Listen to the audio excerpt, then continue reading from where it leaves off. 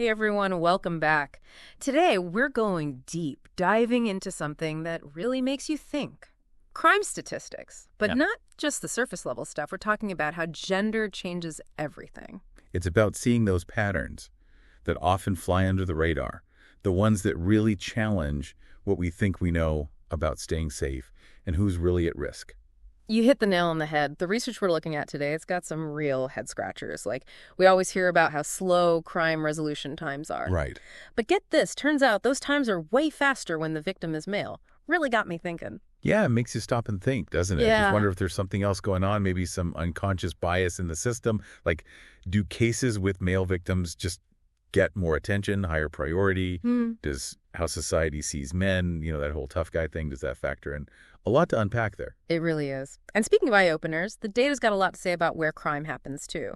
Seems women are more likely to be victims in residential areas, but for men, it's out in public, on transit, that kind of thing. Now, that is interesting. That difference in location, it's not just about geography, is it? It makes you think about how we plan our cities, how safe different spaces feel for men versus women. Even how we prevent crime, those strategies might need a rethink depending on where it's happening, who it's happening to. Like we're seeing a whole new map of our own neighborhoods, hidden in plain sight. Exactly. Okay, ready for another layer. Age.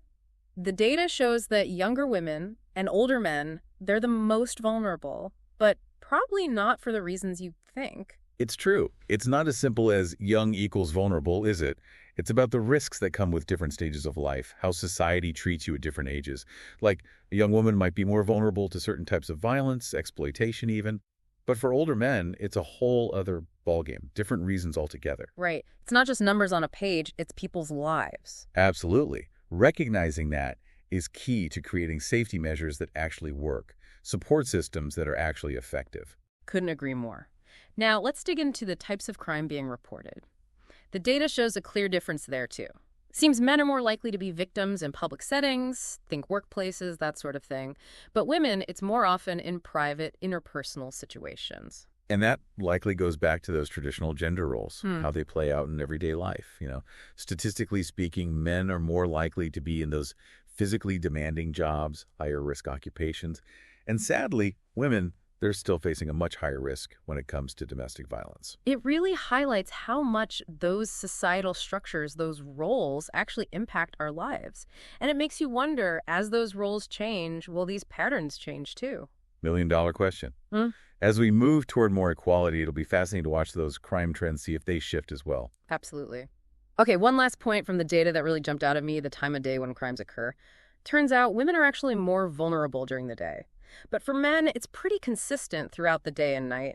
Really challenges that idea that women should be extra careful after dark. It definitely challenges that assumption.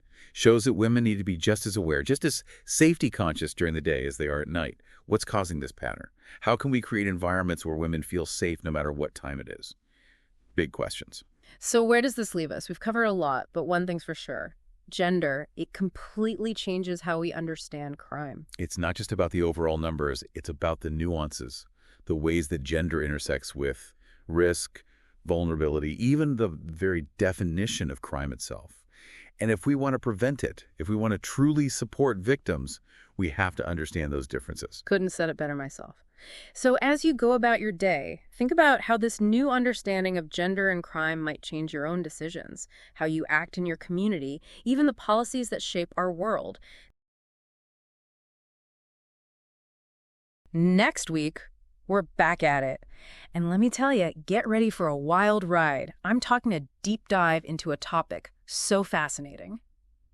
Well, let's just say fasten your seatbelt. I, for one, am on the edge of my seat already. The anticipation is killing me. It's like opening the first page of a captivating novel. Where will this story take us? What mysteries will we unravel? Now you got it. So until next time, keep those brains buzzing, keep those questions coming, and as always, Happy exploring. and a huge thank you from both of us for being part of the journey.